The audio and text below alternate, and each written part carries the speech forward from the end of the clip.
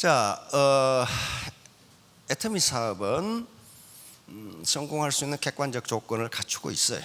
분명히 갖추고 있습니다. 그런데 다 성공 못해요. 그럼 누가 성공하고 누가 실패하느냐? 끝까지 버티는 사람은 성공하고 중도에 포기하는 사람은 실패합니다. 요즘 TV 광고도 나오죠? 성공의 반대는 실패가 아니라 포기이다. TV 광고 좀 자세하게 보세요. 그 계속 나와있죠. 포기가 성공의 반대예요. 자, 그럼 PPT를 보면서 하나하나 좀 설명하도록 하겠습니다. 빅비즈니스입니다. 이거요, 어떻게 월 소득이 5천만 원인 비즈니스가 스몰 비즈니스입니까? 빅 비즈니스예요. 빅 비즈니스에서 성공하려면 그에 상응하는 기회비용을 지불하지 않고는 절대 하지 못합니다. 어떻게 5천만 원이 공짜로 들어옵니까? 5천만 원이 들어올 수 있는 코스트, 기회비용, 오퍼튜니티 코스트를 지불하지 않으면 그게 안 들어와요.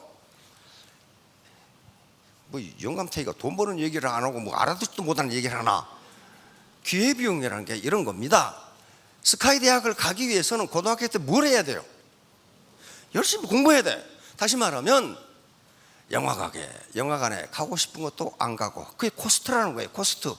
TV 보고 싶은 것도 안 보고, 연애하고 싶은 것도 연기하고, 극장에 가고 싶은 것도 연기하고. 다시 말하면 그걸 뭐라고 그래? 기회비용이라고 그래. 기회비용. 다시 말하면 스카이 대학에 들어가기 위해서는 놀고 잠자고 여행 가고 하는 기회를 포기해야 돼요. 그걸 opportunity cost라고 합니다. 모든 베네핏을 편익을 얻기 위해서는요, 반드시 기회비용을 지불해야 돼. 공짜는 없습니다. 세상에 공짜는 없어요. 그것만 알고 사업하세요. 세상에 공짜는 없다. 반드시 기회비용을 지불해야 돼. 그러면 이런 게 있어요. 왜? 이런 환상적인 돈벌이 도구가 있는데 왜 60%가 그만둘까 하는 문제. 여러분 이제 스폰서라고 생각하시면 됩니다. 스폰서. 알겠죠? 여러분들이 파트너를 리크루팅 하는데 한 달에 그렇게 거액을 벌 수 있다는 논리적 근거가 뭐예요? 내가 다 물어봤는데 한 사람도 몰라. 이런 논리적 근거 때문에 나는 성공할 수 있다고 믿는다는 그 얘기를 해주지 않으면 없어져 버려요. 인간이 일하는 것은요, 뭐 때문에 일을 하냐, 이게 뭐 때문에? 그건 동기 때문에 일을 합니다. 동기라고 그래. 동기, 모티베이션입니다. 이게 이 모티베이션, 일하는 동기가 없으면 일 못해요. 옛날 우리 속담에, 어르신 속담에 평양감사도 재 싫으면 그만이야. 5천만 원 아니라 1억을 번다 해도 내 싫으면 그만이라고. 이건 그만이에요. 누가 뭐라고 그래. 인간을 일시키는 것은 그 일을 하고자 하는 동기가 있기 때문에 해요. 동기가 없으면 안 해요. 그런데 이 동기는 두 가지로 나눠요. 두 가지로 나누는데 하나는 내적 동기라고 하는 게 내적 동기야. intrinsic motivation이라고 하는 게 있어요. 이것은 내가 하고 싶어서 하는 거예요. 일하고 싶은 마음이 내 마음에서 스스로 올라오는 거예요. 내 스스로. 내적 모티베이션이야. 우리 손자들 집에 오면은 연필하고 종이 가지고 계속 그림을 그리고 있어. 계속 무슨 그림을 그려. 누가 그리라고 그랬어요, 그거? 아니요. 내적 동기예요. 베토벤, 모차르트 부자로 살았어요? 가난하게 살았어요. 그런데 계속 가난하게 살면서 음악을, 세계 최고 음악을 작곡해냈어요. 고호 어떻게 했어요? 평생 동안 그림 하나밖에 못 팔았어. 그렇죠? 계속 그림을. 내적 모티베이션이 아니면요, 일을 오래 할 수 없어요. 내적 모티베이션은 어디서 나오느냐? 일 그 자체로부터 오는 기쁨, 내 책임감, 사명감, 의무감, 애국심. 전쟁터에서 총 들고 뛰어가, 총알이 빗발치는데 총 들고 뛰어가는 그 군인, 장병들, 뭐하러 뛰어가야고? 총맞이 죽을 거 뻔한데. 애국심이라는 것이 날 가게 만드는 거란 말이에요. 지금 그것은 내적 모티베이션은 가난이든 죽음이든 뭐 상관없어요. 그 뛰어간다고요. 뛰어가. 강도를 잡는 경찰들이 강도가 흉기를 가지고 있는데 그 잡는 건 뭐예요? 자기가 죽을 수도 있는데. 소방관들 어때요? 사명감, 책임감, 의무감, 인간의 이런 것이 없으면 그거 못해요. 따라서 이 내적 모티베이션은 매우 강하고 자발적이고 지속적이에요. 어지간하면 포기 안 해요. 이건 어지간하면 포기 안 해요. 근데 문제는 어디 있냐? 외적 모티베이션이 있어요. 외적 extrinsic motivation이라는 게 있어요. 이것은 외부에서 보상이 주어지니까 하는 거예요. 보상이 안 주어지면 안 해. 그거 안 넣는다고. 안 넣는다고. 해태민 사업을 왜 하느냐? 5천만 원 벌 수 있다고 하니까. 그것만 유일한 모티베이션이 되면은 어때요? 힘들면 안 해버려요. 안 해버려. 그것도 5천만 원 주느냐 안 줘요. 벌 것이다. 그래놨어. 그렇죠? 벌 것이다. 그래놨어. 근데 벌지 안 벌지 어떻게 알아? 모르잖아요. 자기 확신이 없잖아요. 신념이. 그러니까 한 3개월 하다가 꼴보기 싫으면 나타나면 그냥 내팽개치고 가버리지. 근데 자기 확신은 누가 주는 거예요? 이거 내가 일으키는 게. 자기가 하고 싶어 하는 사람은, 내적 모티베이션 된 사람은 누가 지원을 해줘도 안 해도 한다고요. 외적 모티베이션은 굉장히 효과가 빨라. 예를 들면 공원에 개똥 치우면 하루에 5만 원씩 줄게. 그러면 치워요. 그렇죠? 치워. 그런데 안 주면 안 치워. 그 이튿날. 외적 모티베이션은 이게 돈이 가장 큰 거고, 돈, 그 다음에 직급, 권력, 권한, 명예, 이런 게 외적 모티베이션. 그런 게 그걸 바라고 이걸 하는 거예요. 돈을 바라고. 문제는 이게 허약하고 오래가지 못한다는 거예요. 금방 끝나요. 이것은. 자, 그러면 이제 어떻게 내적 모티베이션을 내가 일으킬 것이냐 하는 문제에 누가 주는 거 아닙니다. 그런데 저것은 우선 왜 이 사업이 성공할 수밖에 없는가 하는 것을 자기 스스로 확신하지 못하면 못해요. 그래서 요인을 이렇게 제가 설명드린 겁니다. 이거 찾으면은 20개도 넘어. 그런데 가장 중요하다고 생각되는 걸 제가 여기 요약해 놓은 거예요. 매몰 비용이 없다. 두 번에 대중 명품이다. 세 번째 회사 지도 교육 시스템이다. 그 다음에 정의로운 보상 플랜. 다음 재심 합력 시스템. 다음 건전한 재무 구조. 보람 있는 사업이다. 도전적인 시스템. 저게 뭘 의미하는가? 자, 매몰 비용이 없다. 자, 모든 사업을 시작할 때 가장 큰 문제가 돈이 들어간다는 거예요. 치킨 프랜차이즈를 하면 어떻게 돼요? 프랜차이즈 그냥 가맹 시켜줍니까? 가입비가 있어요. 그렇죠? 진입비가 있다고요. 그 다음에 간판 써야죠. 매장 임대해야죠. 식당 임대로 나가죠.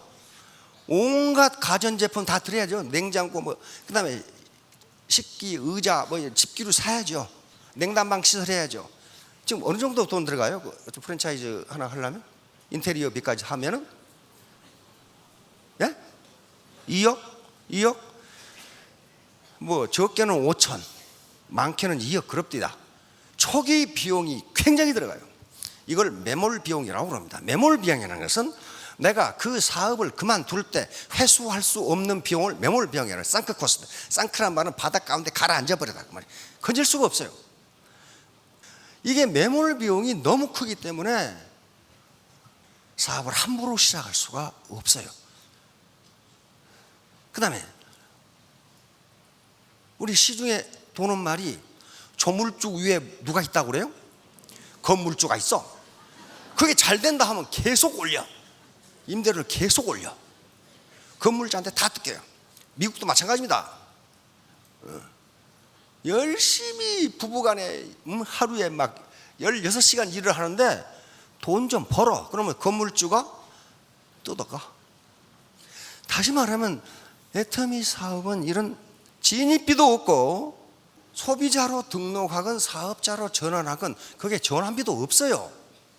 그리고 월간 유지비도 없어요. 월간 유지비라는 게 다른 다단계 해보신 분 많이 계실 거예요. 한 달에 일정 이상의 제품을 사지 않으면 수당을 안 줘버려요. 그러니까 자기가 필요 없는 물건이 베란다에 쌓여. 산처럼 쌓여. 이거 애터미는 그게 없어요. 그러니까 돈을 벌고 안 벌고는 차후 문제예요. 에? 우선 손해가 없어야 돼. 손해가 없다 그 말이에요. 두 번째, 대중명품. 이게 메시지라고 그러는데, 대중명품이라는 게 품질은 명품 수준인데 가격은 대중 수준이다 그 말이거든요. 근데 이 말은요, 얼핏 보면 뭐 그럴듯한데 이거 자체 모순이야. 자체 모순. 이 말이 성립하지가 않아. 왜? 대중적인 것은 명품이 아니고 명품은 대중적이 아니에요. 루이비통, 구찌 뭐 그런 거 있잖아요. 미국 가도 루이비통이나 구찌 매장은 못 들어가게 해요. 구경 못하게 합니다. 줄이 밖에 딱 길게 서 있고 문이 잠겨 있어. 누구만 들어가? 살 사람만 들어가요. 살 사람만. 그것도 대규모 들어간 것이 3명 정도 들어가. 난 구경하러 갔다가 괜히 쫓겨났다니까. 어? 루이비통이 어떻게 생겼는지. 다시 말하면 명품은 대중적이 아닙니다. 대중적인 명품이 아니에요. 그런데 애터미에서 이걸 자랑스럽게 생각하는 것은 두 단어를 합성했는데 성공했다는 거예요. 퀄리티가 높으면서 가격은 싸게. 이렇게 하는 데 성공해요. 다시 말하면 이게 무슨 소리냐면은 지금 쓰고 있는 생활 필수품을 애터미 제품으로 바꿔 써도 뭐가 없다? 손해 없다. 손해 없다. 만약에 가격이 비싸면 문제가 돼요. 그런데 또 퀄리티가 떨어지면 문제가 되는데 고퀄리티의 저가격이기 때문에 현재 쓰고 계시는 생필품을 바꿔 써도 뭐가 없다? 손해가 없다. 그 말이에요. 손해가 없다. 자, 그래서 대중명품이기 때문에 손해가 없다. 세 번째는 회사 주도의 교육 시스템. 그럼 다른 다단계는 어떻게 해요? 그 다른 다단계 갔다 오면 많을 거예요. 거기는 그룹 비즈니스를 합니다. 자기 라인별로 교육을 해. 라인별로. 그러니까 앞으로 남고 뒤로 믿죠. 모든 교육, 모든 이런 시스템, 장비, 영상 장비, 임대하는 것을 그 그룹이 다 내야 돼. 다 내야 돼. 자, 그러면 어떤 문제가 생기냐면요. 리더십이 강하고 교육을 잘하는 리더의 아주 그룹의 리더가 있어요. 그 그룹은 승승장구예요. 그렇죠? 근데 그런 것들이 좀 서투른 그룹은 어때요? 죽어가 나중에 없어져 버려요. 이렇게 되면 동반성장, 동반성공이라는 애터미의 철학이 성립이 안 돼요. 많은 그룹과 흥하는 그룹이 정해져 있다 그런 거예요. 나중에 다 흡수되고 소멸해버려요. 회사 주도의 교육 시스템은 그래서 동반성공, 다 같이 잘 먹고 잘 살자는 애터미의 철학을 위해서는 이렇게 하지 않을 수가 없어요. 그래서 반팽이도, 애터미에서는 반팽이도 성공한다 그런 말이 나오는 거예요. 개인 교육을 못해도 인류 강사들이 교육을 해준다 그런 말이죠. 해준다. 근데 반팽이는 바보가 아닙니다. 늘 얘기하는데 반팽이는 하프 스마트, 절반쯤 스마트한 사람이에요. 바보, 풀은요, 지가 똑똑하다고 그만 부리는 꼴통이 바보예요. 볼테르가 얘기했죠. 자기가 똑똑하다고 생각하는 인간은 천하의 바보다 그랬거든. 천하의 바보다. 자, 그러니까 회사 주도의 교육 시스템이라는 게 대단히 중요해요. 이게 아무것도 아닌 것 같은데요. 대단히 중요해요. 이래야만 동반성공이 가능하게 돼요. 자, 다음 정의로운 보상풀. 우선 무한단계, 무한누적. 다시 말하면 각 A사나 모든 다단계에서는 자기가 혜택을 받을 수 있는 다운라인이 정해져 있어요. 몇 단계까지. 그 이상 들어와 봐야 자기 파트너 아니에요. 그런데 우리는 1000단계도 가능하다. 1000단계. 특징적인 게 상한선을 정해놨어요. 상한선. 월 5천만 원 이상은 안 됩니다. 지금 임페리얼 마스터들은요, 양쪽으로 월 2억이 맞아. 근데 다 넌 당신은 5천만 원만 가져가. 이들은 다 내려주는 거예요. 그래야 다른 사람도 많이 나눠올 수 있지 않느냐. 이걸 우리는 애터미는 정의라고 봤기 때문에 그렇게 보상 플랜을 만들어 놨다는 거예요. 자, 다음 제20압력 시스템. 이것도요 어마어마한 시스템입니다. 이렇게 여기 지금 전 라인 사장님들이 다 오셨는데 한꺼번에 낳고 교육을 한단 말이에요. 누가 누구 라인지를 몰라. 이게 아니면 절대로 고소득이 불가능합니다. 애터미에서 배가 시스템, 소득이 하다 보면 나중에 2배로 늘어나요. 계속 2배로 늘어가. 2배로 늘어날 수 있는 이유가 제20압력이 아니면 안 돼요. 예를 들면 대만에, 타이완에 라인이 굉장히 많아요. 왜? 우리 스폰서들이 다 가서 했으니까. 그러면 그룹 비즈니스를 하려면 각 그룹의 리더들이 대만 가서 교육을 하려면 다 가야 돼. 그렇죠? 다 가야 돼. 그러면 시간 낭비, 노력 낭비, 돈 낭비. 그렇죠? 그런데 제20압력 시스템이기 때문에 자기 라인에 관계없이 리더가 한 사람이 가서 같이 교육하면 돼. 그렇죠? 얼마나 시간과 돈이 절약돼요. 얼마나. 지금 국내에서도 마찬가지야. 울산에 있다. 울산에 라인이 많아요. 회사에서 교통 정리를 해줘. 이번에는 누가 가고 그럼 그 사람 하나 가면 어때요? 다 교육을 해주고 온단 말이에요. 그러니까 돈과 시간이 몇 분의 1로 절약되는 거예요. 그런데 이걸 왜 하라고 그러냐면 집단지성 때문에 그렇습니다. 집단지성. 초유기체. 자, 개미집 한번 보여주실래요? 예, 이거. 이게 흰개미집이에요. 흰개미집. 기가 막히게 영국의 성보다 더 잘 만들었어요. 요 흰개미집 내부가 이렇게 돼 있어요. 다시 말하면 초첨단 에어 컨디셔닝 시스템이 돼 있어. 밖에 온도가 40도인데 여기는 항상 24도로 되게 돼 있고, 밖에 온도가 15도로 내려가도 24도가 유지되도록 돼 있어. 흰개미는 햇빛을 쬐면 죽어버리기 때문에 여기다가 버섯 농장을 만들어서 농사 짓고 있어. 그러면 이런 에어컨디셔닝 시스템을 어떻게 만들었을까 하는 거예요. 학자들의 연구에 따르면 개별 흰개미는 이런 지능이, 이런 지성이 전혀 없습니다. 전혀 없어. 그런데 흰개미가 군락을 이루면, 하나의 무리를 이루면 초능력이 이렇게 나오는 거예요. 이 군락을 이룬 집단을 초유기체라고 불렀습니다. 슈퍼 오가니즘이라고, 초유기체라고 부른 거예요. 초유기체라는 것은 여러 개의 개별 유기체가 합해서 마치 하나의 유기체처럼 기능하는 것, 그걸 초유기체라고 해요. 거기서 집단지성이라는 게 나옵니다. 어떤 개별지성도 집단지성을 능가할 수 없다예요. 다시 말하면 못난 갓파치 셋이 제갈량을 능가한다는 그 개념입니다. 그러면 이게 지금 짐바브웨 수도에 있는 이스트게이트 쇼핑센터인데 요걸 보고 지은 거예요.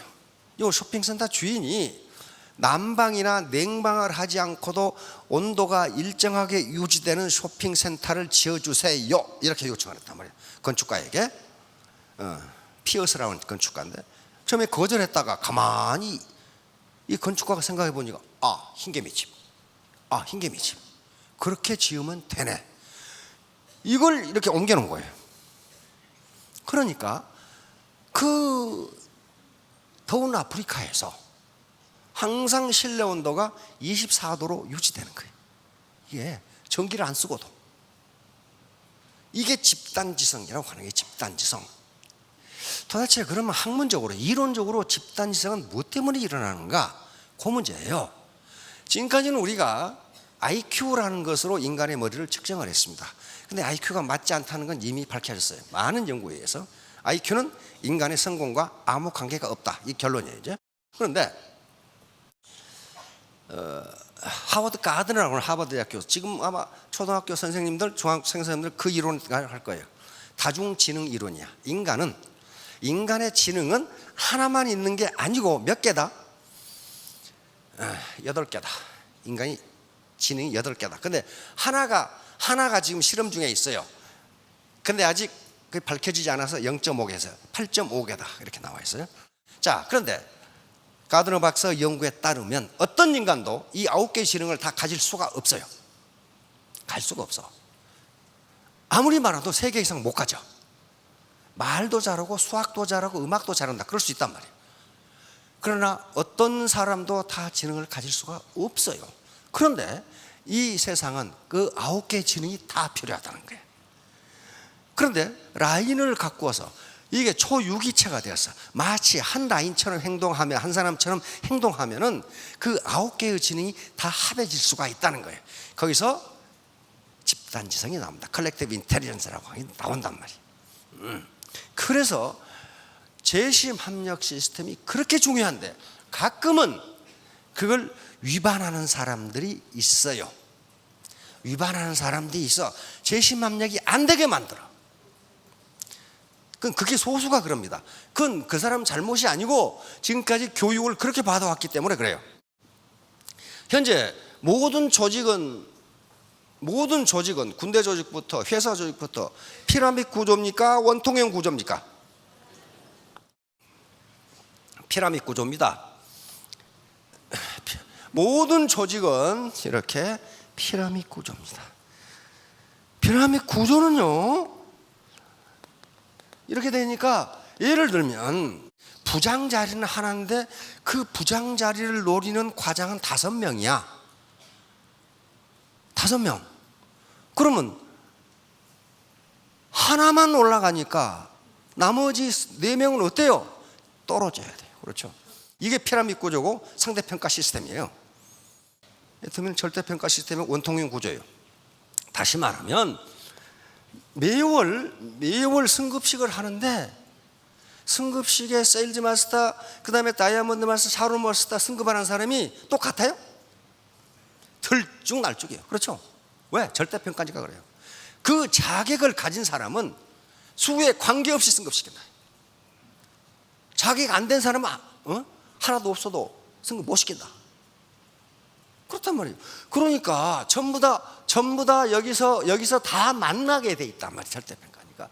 당신이 그 자격을 갖췄으면 상대평가가 아니라 누가 누구보다 낫고 못하고가 아니라 그 자격을 갖췄다면 다 올라간다. 수에 제한이 없어요. 그래야 재심 합력이 가능한 거예요. 자, 다음 회사의 건전한 재무구조. 이건 뭐냐면은 이게 아무것도 아닐 것 같은데 매우 중요합니다. 애터미 회사는요, 빚이 제로예요. 빚이 없어. 그 거짓말인지 아닌지 공정거래위원회 사이트에 가서 확인하세요. 트리플 A급이에요. 신용등급이. 그러면 만약에 회사가요, 어떤 회사든지 매출이 10%가 떨어지면 유동성에 문제가 생겨요. 유동성이라는 게 현금의 흐름이죠. 자금의 흐름. 어떤 거대 기업도 매출이 30%가 떨어지면 유동성 이익이 가요. 왜? 은행에서는 저 회사 관찰하기 시작해. 그렇죠? 주식시장에서는 주가가 어떻게 돼요? 떨어져. 자금 조달이 어려워져. 이자가 올라가. 그런데 애터미는 빚이, 회사가 많은 건 빚 때문에 망하거든. 빚이 10원도 없기 때문에 안 망해. 이게 만약에 다단계 회사가 망할 것 같다 그러면 어떻게 돼요?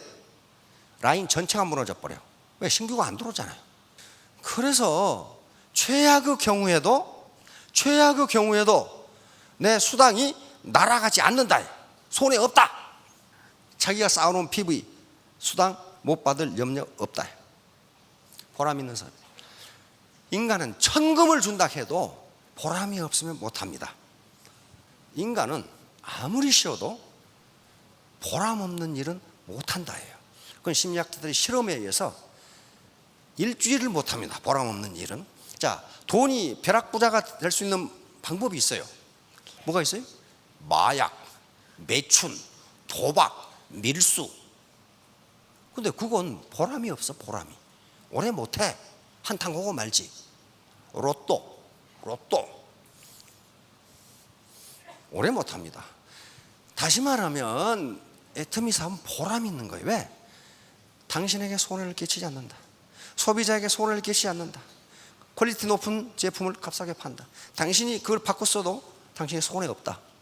진입이 없다. 유지비 없다. 이걸로 생표를 바꿔 쓰면 가게에 도움이 된다. 그리고 당신이 원하기만 한다면 이걸로 짭을 할 수 있다. 이 보람이에요. 보람이에요. 자, 다음 도전적인 사업이다. 챌린징 비즈니스예요. 이게 쉬어 빠진 사업은요 오래 못합니다. 그리고 보람이 없어요. 도전적이기 때문에 할 만한 거예요. 도전적이기 때문에. 히말라야에 뭐하러 올라갑니까? 아무나 올라가면 그거 올라가요? 아유. 히말라야의 도전을 내가 이겨내면 히말라야 등반에 성공합니다. 그렇죠? 그 히말라야의 도전을 내가 극복하지 못하면 못해요. 애터미 마찬가지예요. 애터미가 나에게 도전해와. 날마다 속을 뒤집어 놓는 파트너, 스폰서. 집에 갔다 하면 남편은 다리를 분지러 온다고 그래. 아무 생각도 없는 고모는 왜 그걸 하냐고 또 물어. 그 도전이에요, 전부 다. 그 도전을 이겨내야 된단 말이에요. 도전을 이겨내면 성공해요. 이겨내지 못하면 실패합니다. 인간은 도전적이지 않으면 못하는 걸로 돼 있어요. 일을 오래 못해. 도전적이지 않으면 그 도전을 이겨내면 성공해요. 포기하면 그걸 끝이에요. 자, 다음 이제 결론이 나옵니다. 결론. 성공의 공통분모. 엘버트 그레이라고 하는 프루덴셜 그 생명이라고 있죠. 프루덴셜 금융조합인데 미국의 금융그룹인데 이 사람이 이 그룹의 보험 외판원들의 감독자고 교육자고 설계자고 그랬어요. 이 사람이 이상한 걸 발견했어.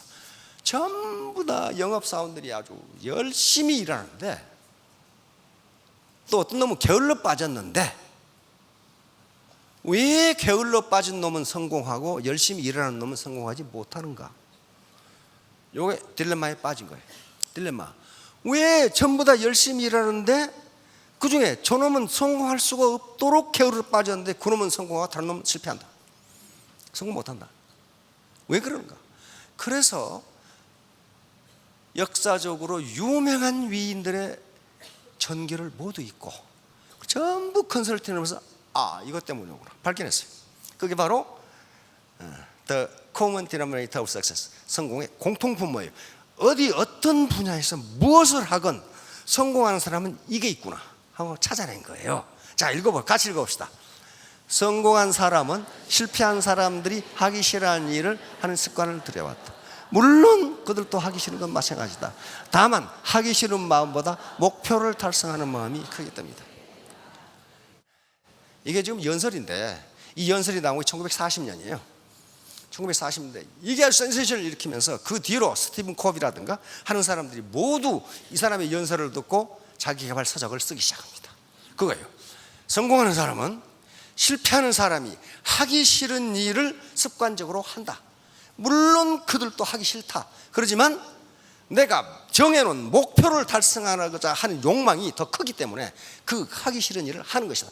그 연설에 뭐라고 되어 있냐면은 사람들은 자기가 하기 싫은 일을 하려고 할 때 오히려 가난 쪽을 택한다는 거예요. 아이고 그건 꼭 돈 많다고 행복한가?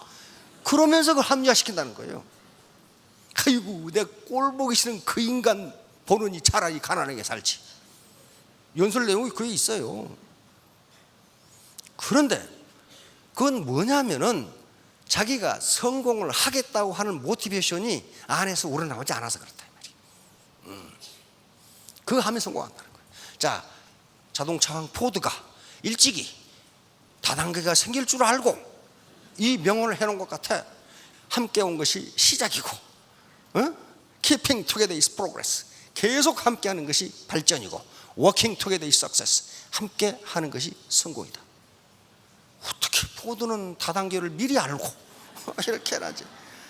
오늘 함께 오신 분들 시작입니다. 계속 함께하면 발전이고 함께 일하면 성공입니다. 3년 5년 후에 모두 성공하시기 바랍니다. 감사합니다.